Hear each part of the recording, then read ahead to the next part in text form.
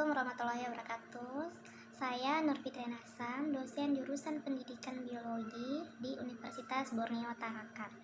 Video kali ini saya buat untuk membantu mahasiswa semua mempelajari mengenai bioteknologi. Jadi video ini membahas mengenai pengertian bioteknologi, sejarah bioteknologi, prinsip ilmu dalam bioteknologi serta hubungannya dengan prinsip ilmu lainnya, jenis-jenis bioteknologi, dan lain sebagainya. Untuk lebih jelas silakan dinonton video ini. Bioteknologi berasal dari 3 suku kata, yaitu bios, teukos, dan logos. Bios artinya hidup, teukos artinya alat, dan logos artinya ilmu. Dari ketiga suku kata tersebut, maka dapat ditarik kesimpulan bioteknologi merupakan suatu penerapan ilmu sains dan rekayasa teknologi untuk pengolahan suatu bahan dengan melibatkan aktivitas organisme untuk menghasilkan suatu barang atau jasa. Jadi yang perlu digarisbawahi di sini yaitu bioteknologi harus mempunyai 3 aspek penting, yaitu ada penerapan ilmu sains dan rekayasa teknologi, yang kedua melibatkan aktivitas organisme, dan yang ketiga produknya itu berupa suatu barang atau jasa ya. Lanjut ke perkembangan bioteknologi. Bioteknologi ini pertama kali dikemukakan oleh Karl Ereky, yaitu seorang insinyur yang berasal dari Hongaria pada tahun 1919. Karl Ereky ini adalah orang yang pertama kali memberikan istilah bioteknologi. Jadi sebelum tahun 1919 itu masyarakat di dunia sebenarnya sudah menerapkan suatu bioteknologi ya, baik itu yang konvensional. Tetapi mereka belum tahu dan belum ada yang memberikan suatu istilah terhadap proses-proses yang mereka lakukan, misalnya membuat anggur dari fermentasi bantuan ragi, itu mereka sudah membuat, tetapi belum ada nama bioteknologi pada zaman tersebut.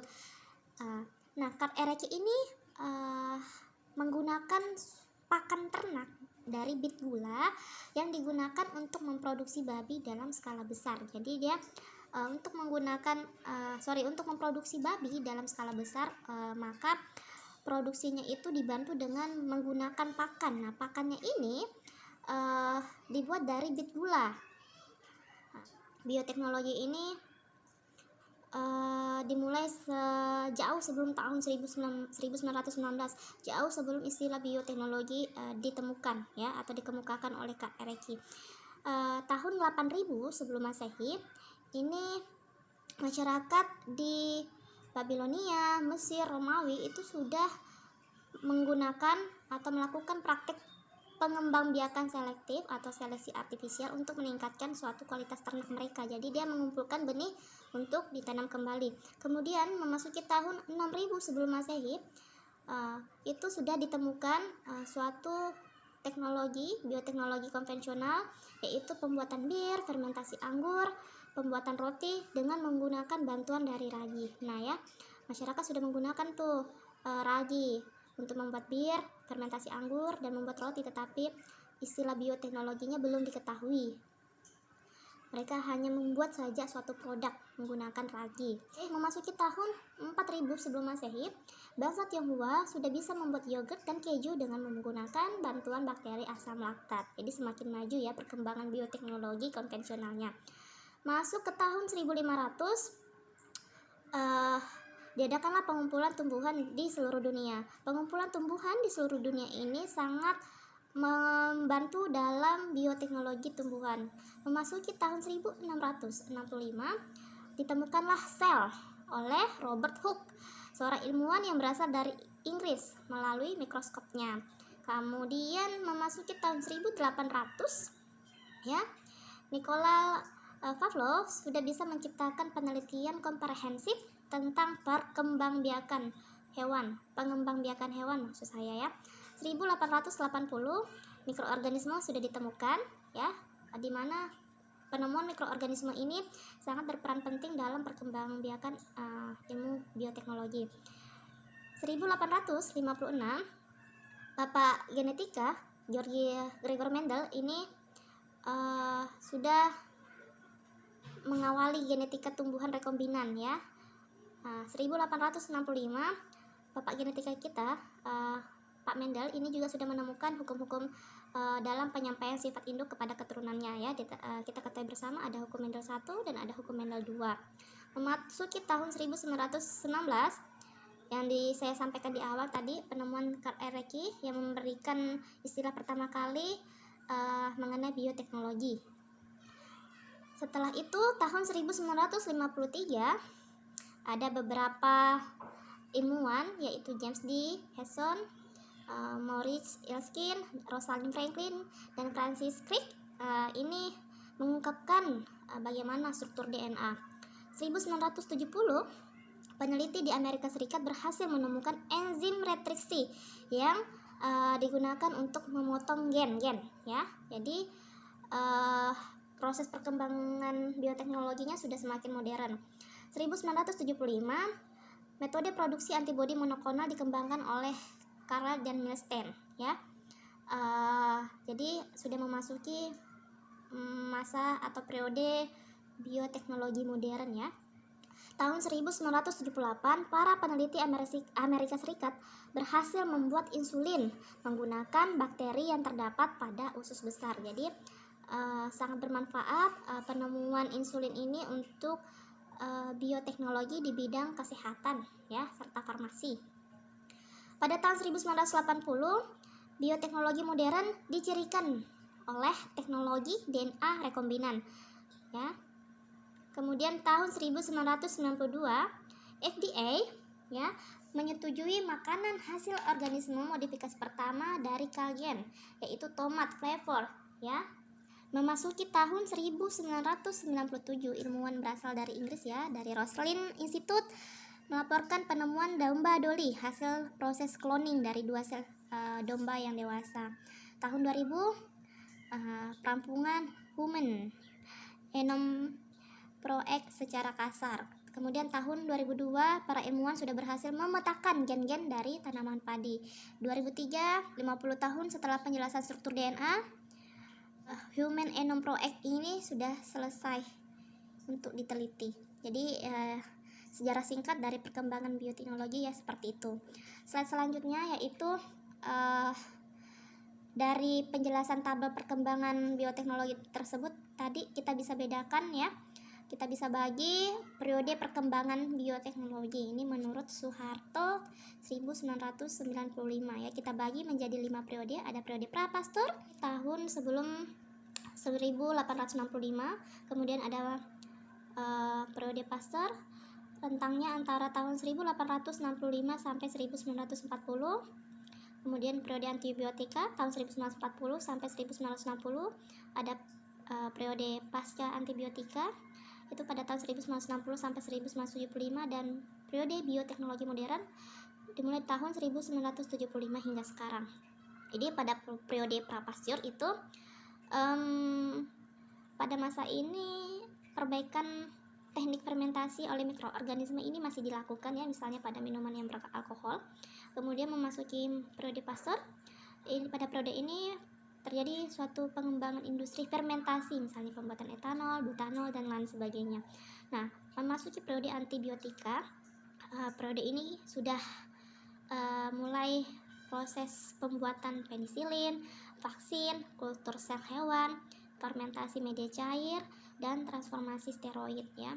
Periode pasca antibiotika ini sudah mulai produksi asam-asam amino, elidasi struktur DNA, PST, enzim untuk deterjen, biogas, dan rekombinan DNA.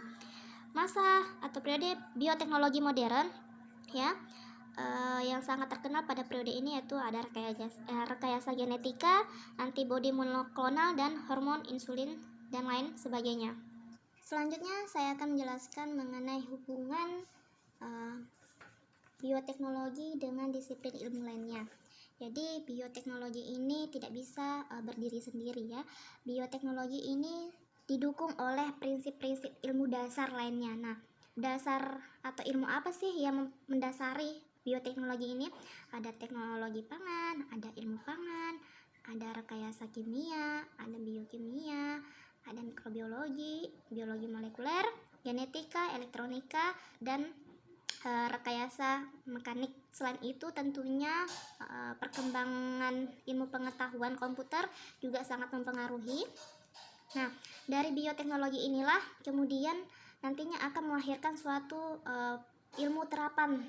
Misalnya bioteknologi di bidang pertanian, bioteknologi lingkungan, bioteknologi kesehatan, dan bioteknologi industri.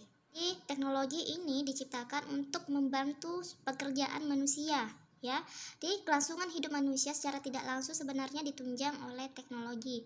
Nah, teknologi ini nantinya akan melahirkan suatu prinsip ilmu baru, yaitu bioteknologi. Bioteknologi sudah saya jelaskan di awal, merupakan suatu prinsip ilmu sains yang menggunakan suatu mikroorganisme untuk menghasilkan suatu barang serta jasa, ya.